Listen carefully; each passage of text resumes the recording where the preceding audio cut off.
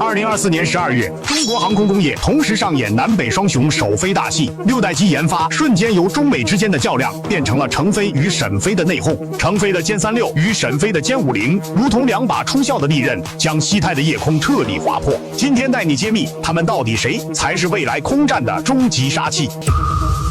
成飞歼36采用3发布局，翼展超过18米，机体长度堪比中型轰炸机。这种大力出奇迹的设计理念，使其主弹舱可容纳8米长的高超音速导弹，配合3台发动机，可轻松实现2.5马赫超音速巡航。更惊人的是，其折线式边条翼设计让升阻比提升40%，亚音速航程突破6000公里，可直接覆盖关岛、帕劳等第2岛链关键节点。沈飞歼50则走极致轻量化路线，采用兰姆达机翼加可变体机身。通过全动翼歼与无垂尾设计，其雷达反射面积低至0.0001平方米，直接比 F-22小了2个数量级。最具突破性的是，其机身可在超音速巡航时自动收缩成无尾构型，进入狗斗状态又展开双微垂尾，实现全速段机动性碾压。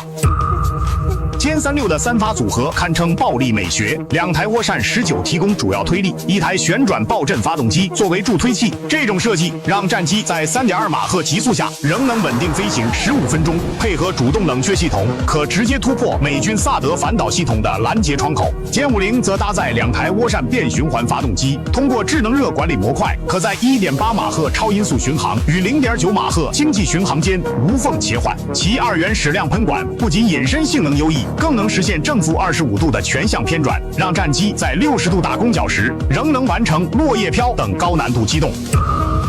歼36的 AI 神经元系统可同时指挥200架无人机，形成分层式侦察打击网络。其量子雷达能穿透 F-35的隐身涂层，在600公里外锁定目标，配合太赫兹通信网络，轻松实现发现及摧毁的闭环打击。歼50则专注于战术循环终结，其 AI 辅助决策系统可在0.3秒内生成最优攻击路径，这让美军 F-35飞行员直接哭晕在机舱。这哪里是空战，简直就是虐菜游戏。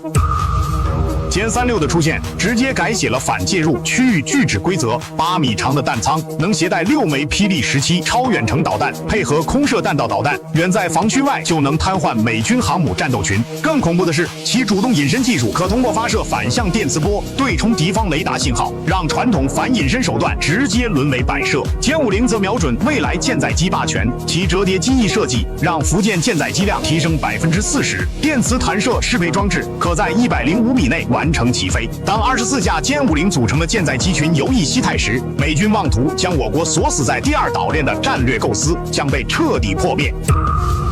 当老美还在为 NGAD 经费扯皮时，我国的双6代机已进入量产倒计时。这场始于2010年的空天竞赛，或许将在2030年迎来最终答案。那么问题来了，歼36和歼50，谁才是你心中的6代机之王？订阅、点赞不迷路，了解更多实讯。